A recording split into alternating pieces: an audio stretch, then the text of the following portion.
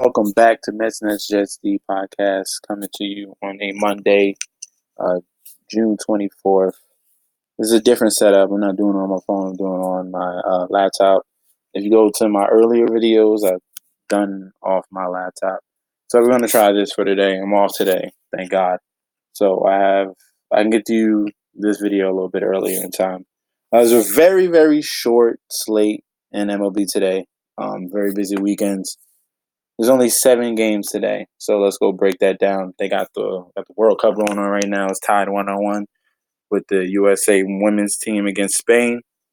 I think this is what the round of 16. Let's go USA women. I know they'll come through. USA men did good this weekend. Destroyed Trinidad and Tobago. But most importantly, we got to get into this MLB today, starting at 7 o'clock. So we do not know the lineups, which we usually do know on my other videos, but you still can come up with a decent estimate of who you feel like should win in each matchup. First game is the New York Mets, Steven Matz, a lefty, against the Phillies, Zach Eflin, a righty. Zach Eflin has been one of the better pitchers for the Phillies this year, even though they are struggling right now. They're in a downward spiral so far right now in a 7-game losing streak. As a Mets fan, I'm hoping they go to 8. Steven Matz, a lefty. If you look at these splits, this is left-handed splits for the last pass since May 1st. Phillies are right. Phillies. Phillies are right here, 12th in the league at 265 average. So it's decent. It's okay. What I'm looking for is who's on a hot streak right now and who's struggling. And clearly, the Phillies at home just got dominated by the Miami Marlins, and now facing a hungry Mets team who just split a series with the Chicago Cubs. Hard fought battles. I think the Mets are coming in with more momentum, despite the fact that they lost. They did look good in the last 4 games. The Phillies, I don't know what is wrong with them. They just keep losing. Either it's the pitching or all the hype is going way down. Um, Bryce Harper has not stepped up at all. The acquisition of Jay Bruce was cool for the first 2 days, but it has not last. Give me the plus 110 in the New York Mets um, against the Philadelphia Phillies. All right, the Mets play better on the road, do they? Let's make sure. Nah, they play better at home, but still. I am feeling the Mets for today. Hopefully they can come through. That's not gonna be in my official bet slip. I gotta come up with what I feel like is gonna be on my bet slip later. Next game is gonna be the Toronto Blue Jays. Aaron Sanchez, who is struggling against the New York Yankees. CC Sabathia. Sabathia has a huge home and road split. He has a 6 ERA on the road, a 2 ERA at home. Clearly, he loves pitching in New York Yankee Stadium. Aaron Sanchez is not what he used to be. Struggles as a 5+ ERA. Um, Give me the Yankees. He has to see this huge lineup, as we can go right here. This huge lineup. He's gonna have to see Aaron Judge, E5, and Giancarlo Stanton. Not to mention Gary Sanchez. There's no weak spots in this lineup. If you want to be careful, I would take the over in this because I think it's set at, if we look at it, set at 11.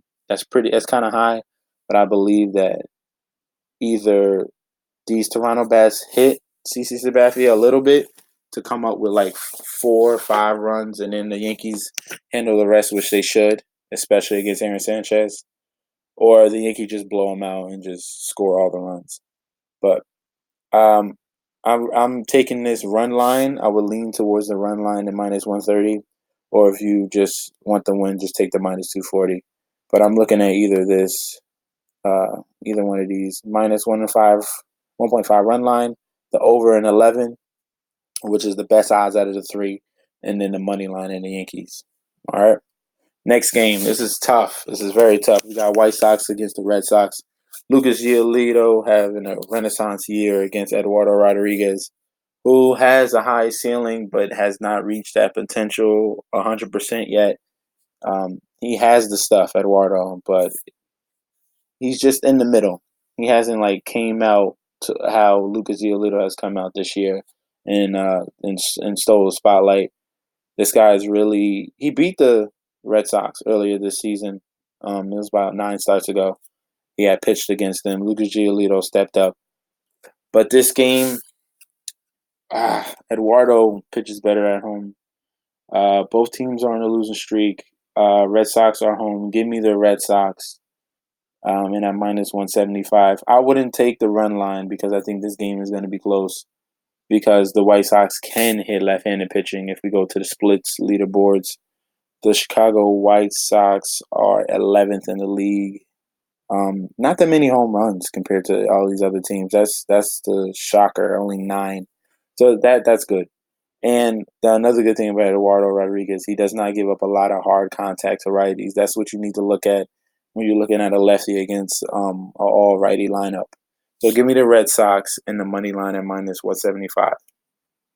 Next game, we have the Kansas City Royals and Brad Keller against the Cleveland Indians and Adam Plutko. See, I thought this guy was a joke, Adam Plutko, but he's actually been pretty consistent. Only lost about one game for the Indians. Brad Keller is struggling. 5 ERA. He doesn't have the stuff, but his average lefties and righties are not like egregious. So that kind of like throws me off when I look at this. I look at the Indians 3-game winning streak. They're hot. 8 out of 2 in their last 10 right here. You got to look at this stuff. All this factors into what you need to come up with a decision of who you think needs to win. Some people are hot, some people are cold. And the Kansas City Royals on a 1-game winning streak. They're 5-5, but they did lose their best hitter in Alberto Mondesi. It's not a tough game. Royals they had a home game last game. They're going to be on the road today. Give me the Indians. And you could take the run line on this one. I would trust them for that. Give me the run line for the Indians and minus 1.5. All right. Next game we have Atlanta Braves and Julio Teheran against John Lester, a lefty at home. Julio Teheran got exposed last game against the New York Mets. Gave up 6 runs. His stuff is trending down. As you can see, this is Julio Teheran right here. This is Fangraphs. I use this a lot. This is the splits metrics. This is what you need to look at. If you come over here, let me go. Hold on. Keep forgetting. Julio Teheran, righty. Yeah, he always had a problem against lefties. So any hard contact over 35% is bad. Okay. So you're going to point, I'm going to highlight it right here. Any hard contact over 35% is bad. Average is about 30. All right. This dude is reaching 41.6. That is not good against left-handed bats. And he's going to be trending the wrong way. Right now, his numbers look good. If you look up here, to lefties at a 223 average, but that's not the norm, especially for Julio Teheran. If we just go back 1 year, let's look at 2018 against lefties. Split metrics is 208. Yeah. He has a bad history. There we go. So let's look at this. Let's look at these numbers right here. All right, he has a FIP of 5.66 and an xFIP even worse at 5.96, which is the reality of his ERA and average, all to lefties, all incorporated, 5.96. Not good. He's good. He's okay against righties right here, as you can see. Lefties he struggles against. The lefty bats he's going to be facing, he's going to have to see Kyle Schwarber, huge power, Anthony Rizzo, huge power. Jason Hayward on fire against the Mets. He had, all 4 games, over 2 hits. And then Cargo, he has to see who's struggling, and that should be about it unless they have some other bench guys that hit lefty. But Julio Teheran is not this good. he's had a good last past 2 months, but I think he comes back down to earth. Give me Chicago Cubs and John Lester at home at -136. Let's go Cubs. Next game, this is my upset right here. This is my upset. We got Clayton Kershaw, an ace against Zach Greinke at home against the Diamondbacks, who have been struggling. They finally won a game the other day, but I believe the Arizona Diamondbacks and Zach Greinke, who used to be on the Dodgers, can stop this winning streak for the Dodgers. They're on a 8-game winning streak right now. If we go to MLB standings, Dodgers. Oh, okay, 6-game win streak. They won 8 of the last 10. Give me the Diamondbacks in a upset. I thought it was gonna be worse than this. I thought the Dodgers were gonna be more favored than this.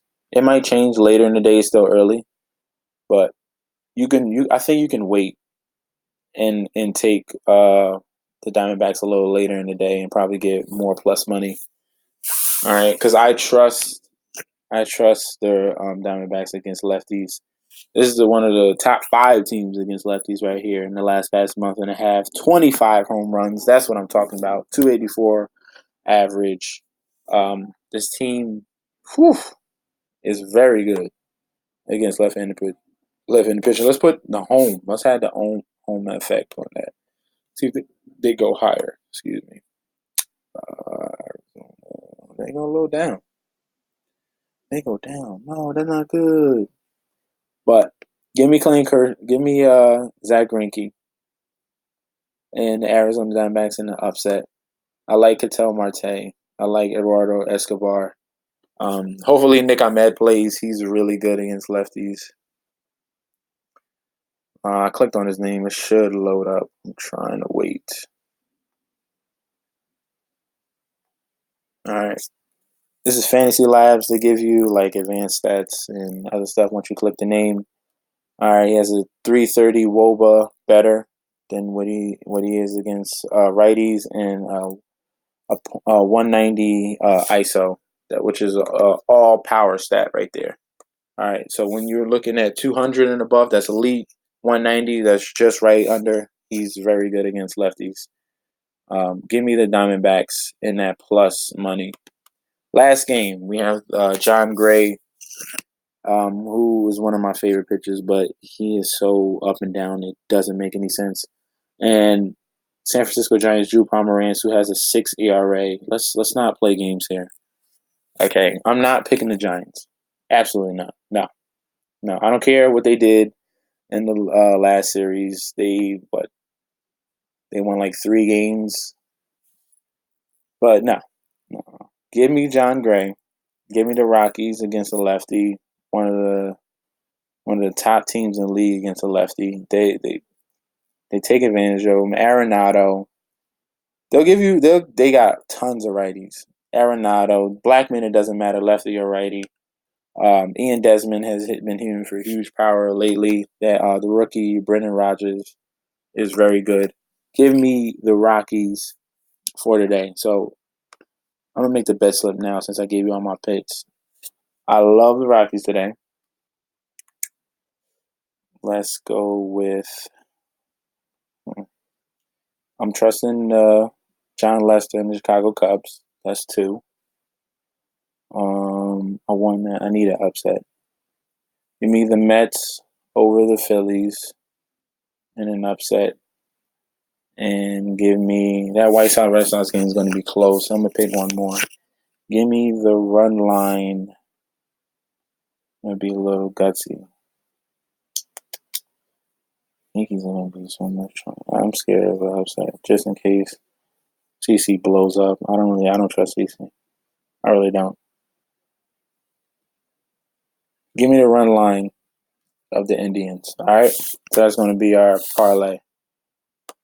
We're going to do Rockies money line, Cubs money line, Mets money line, and the Cleveland Indians against a poor offensive Kansas City Royals team against the Indians. $5 plus 1,000 odds for 71. That's a good deal. All right, we're going to lock that up. That's going to be our parlay for today. I will see you guys tomorrow. Don't forget, in the top right corner, as you see, Run DFS. Gundacker runs a great website, a great Discord chat. If you want to get connected with a group of guys that know sports and know betting, please go to rundfs.com, sign up, and get into that Discord chat. All right. See you guys tomorrow. And don't forget, let's get it.